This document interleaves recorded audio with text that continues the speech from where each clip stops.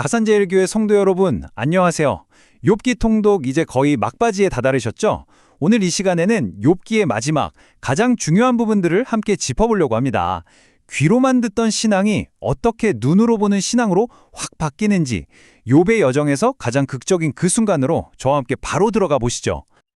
자, 이야기는요, 정말 지칠 대로 지친 욥의 모습에서 시작합니다. 위로하겠다고 찾아온 친구들이랑 끝도 없는 논쟁을 벌였잖아요. 근데 이게 위로는커녕 속만 더 뒤집어 놓은 거죠. 결국 모든 걸 체념한 욥이 친구들한테 툭 던지는 말이 바로 이겁니다. 참 잘도 도와주는구나. 이 말에 얼마나 깊은 좌절과 냉소가 담겨 있는지 느껴지시나요? 네, 그렇게 욥과 친구들의 기나긴 논쟁이 아무런 소득 없이 끝나버립니다. 이게 뭘 보여주냐면요. 결국 사람의 지혜나 말싸움으로는 이 고난의 비밀을 절대 풀 수 없다는 거예요. 모든 말이 힘을 잃고 모두가 침묵에 빠진 바로 그 순간 역설적으로 진짜 지혜가 들어올 자리가 생기기 시작하는 겁니다. 욥은 이제 과거를 떠올립니다. 아, 정말 화려했죠? 젊은이들은 자기를 보면 어려워서 숨고 어르신들은 일어나 맞이할 정도로 존경받던 시절, 하나님의 복이 넘치던 그때를요. 그런데 지금은요, 완전히 정반대입니다. 사회에서 가장 보잘것없는 사람들에게까지 비웃음과 조롱을 당하고 있잖아요. 이 엄청난 차이가 욥을 더 깊은 절망 속으로 밀어넣는 거죠. 맞아요. 이 모든 말다툼이 결국 실패로 돌아가면서 욥이 드디어 아주 중요한 걸 깨닫게 됩니다. 아, 내가 찾던 답은 애초에 사람들끼리 머리 맞대고 토론한다고 해서 찾을 수 있는 게 아니었구나. 이걸 깨닫는 거죠. 그리고 바로 이어서 욥이 선언합니다. 진짜 지혜가 뭔지 아느냐? 그건 바로 주님을 경외하는 거다. 악을 떠나는 거다. 바로 이것이 지혜다. 이렇게 선포하는 거예요. 이 위대한 고백으로 길고 지루했던 인간들의 논쟁은 막을 내리고요. 이제 무대 뒤에서 전혀 새로운 인물이 등장할 준비가 착착 진행됩니다. 자, 이제 모두가 할 말을 잃고 침묵만 흐르는 그때 갑자기 누가 등장합니다. 아무도 예상 못했던 젊은 청년, 바로 엘리후인데요. 이 친구는 좀 화가 많이 나 있어요. 과연 이 엘리후의 등장이 이 답답한 상황을 어떻게 바꿔놓을까요? 이 엘리후라는 젊은이가요, 어른들 말씀하시니까 잠자코 듣고만 있었던 거예요. 근데 듣다 보니까 화가 머리끝까지 난 거죠. 그래서 폭발합니다. 욥, 당신은 하나님보다 자기가 더 의롭다고 하니 틀렸고, 거기 친구분들은 제대로 된 대답도 못하면서 사람 잡기만 하니 또 틀렸습니다. 하고 양쪽 모두에게 불같이 화를 내는 겁니다. 여기서 엘리후가 완전히 새로운, 그러니까 판을 뒤집는 이야기를 꺼냅니다. 고난이 그냥 죄 때문에 받는 벌이 아니라 혹시 하나님이 우리를 가르치시고 더 단단하게 만드시려고 쓰는 도구일 수도 있지 않을까요? 이 질문 하나가 그동안의 죄의 벌이라는 낡은 틀을 깨부수는 거죠. 그리고 마침내 하나님께서 직접 등장하실 길을 활짝 열어줍니다. 그리고 드디어 욥기 전체가 이 순간을 위해 달려왔다고 해도 과언이 아니죠. 하나님께서 드디어 나타나십니다. 그런데 조용하고 평화롭게 나타나시는 게 아니라 어마어마한 폭풍우 속에서 그 모습을 드러내십니다. 근데 정말 놀라운 건요. 하나님이 욥의 고난에 대해 왜 그랬는지 설명을 안 해주신다는 거예요. 대신에 질문을 던지시죠. 내가 이 땅을 만들 때 너는 도대체 어디 있었느냐? 이건 마치 너는 내 고난에 대해 묻지만 너는 나에 대해 얼마나 아느냐고 되물으시는 것 같아요. 욥이 도저히 대답할 수 없는 질문들을 통해 하나님의 스케일이 얼마나 다른지를 보여주시는 거죠. 질문은 계속 이어집니다. 누가 저 거대한 바다에 여기까지? 하고 선을 그어주었느냐? 아침회에게 이제 뜰 시간이야 하고 명령하는 게 누구냐? 이런 창조의 신비에 대한 질문들을 통해 하나님의 광대하심과 인가의 자금을 정말 극명하게 대비시키시는 거죠.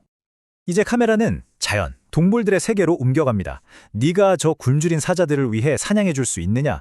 들나귀에게 자유를 준 것이 누구냐? 이 모든 것들이 욥이 상상조차 할 수 없는 하나님의 거대한 섭리 안에서 움직이고 있다는 걸 보여주시는 거예요. 그리고 여기서 끝이 아닙니다. 하나님은 당시 사람들이 상상할 수 있는 가장 강력하고 무시무시한 존재, 베헤못과 리워야단을 끌어오십니다. 네가 낚싯대로 저 리워야단을 낚을 수 있겠느냐? 이건 무슨 뜻이냐면 인간에게는 통제 불가능한 혼돈의 상징 같은 이 존재들조차 사실은 내 손안에 있다는 거죠. 내가 다스리고 있다는 선포입니다. 자, 이 압도적인 하나님의 스케일 앞에서 욥이 어떻게 됐을까요? 그동안 그를 괴롭혔던 왜? 라는 질문들, 그 모든 불평들이 그냥 작아져 버리는 거예요. 시선이 나의 고통에서 광대하신 하나님께로 완전히 옮겨가는 엄청난 전환이 일어나는 순간입니다. 그리고 마침내 욥의 입에서 이 위대한 고백이 터져 나옵니다. 내가 지금까지는 주님에 대해 귀로 듣기만 했는데 이제는 제 눈으로 직접 주님을 뵙습니다. 이야, 이게 바로 욥기 전체의 핵심, 심장이라고 할 수 있죠.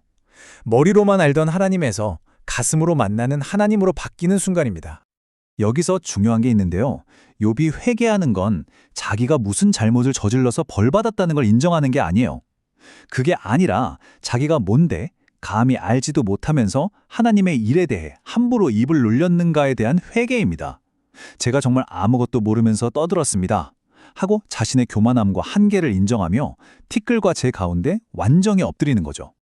자, 이제 회복이 시작되는데요. 그 과정을 한번 보세요. 하나님이 먼저 친구들을 꾸짖으시고 제사를 드리라고 하십니다. 그리고 욥에게는 그 친구들을 위해 기도하라고 하시죠. 근데 정말 놀라운 건 이거예요. 욥의 재산이 회복되기 시작한 시점이 바로 욥이 자기를 그렇게 괴롭혔던 친구들을 위해 기도하는 그 순간부터였다는 겁니다. 용서가 회복의 시작점이었던 거죠.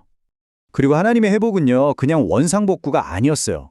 와, 이 표를 좀 보세요.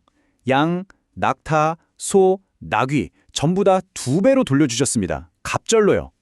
거기에 새로운 자녀들과 오래 사는 복까지 더해서 주셨죠. 이건 뭐냐면 하나님은 우리의 고난을 갚아주시되 언제나 우리가 상상하는 것 이상으로 넘치도록 채워주시는 분이라는 걸 보여주는 겁니다. 좋습니다. 이 길고 깊은 욥의 여정을 따라와 봤는데요. 그렇다면 이 이야기가 오늘을 살아가는 우리에게 주는 메시지는 과연 뭘까요? 핵심만 딱 짚어보겠습니다. 첫째, 고난의 이유를 우리가 다 알 수 없다는 걸 인정해야 합니다. 둘째, 그럴 때 우리는 하나님의 계획을 이해하려 애쓰기보다 그분의 선하심 자체를 믿어야 한다는 거죠. 그리고 정말 중요한 거, 우리 주변에 욥처럼 고통받는 사람이 있을 때 섣부른 정답을 주려고 하지 마세요. 그냥 곁에 있어주는 것, 그게 진짜 위로입니다. 욥의 친구들처럼 되지 말자는 거죠. 그리고 이 모든 욥의 이야기는 결국 한 분을 가리키고 있습니다. 바로 예수 그리스도죠. 아무 죄 없이 고난받으시고 자기를 십자가에 못 박는 사람들을 위해 기도하셨으며 마침내 부활하여 가장 높은 곳에 오르신 분. 욥의 이야기는 바로 이 예수님의 이야기의 그림자였던 셈입니다. 이제 욥기 총독을 마무리하시는 우리 성도님들, 스스로에게 이 질문을 한번 던져보셨으면 좋겠습니다. 나는 하나님에 대해 그냥 귀로 들어서 알고 있는가? 아니면 내 삶의 한복판에서, 때로는 고난 속에서 그분을 정말로 눈으로 보고 만나고 있는가? 이 질문에 대한 답을 찾아가는 것이 바로 우리 각자의 신앙 여정이 아닐까 생각합니다.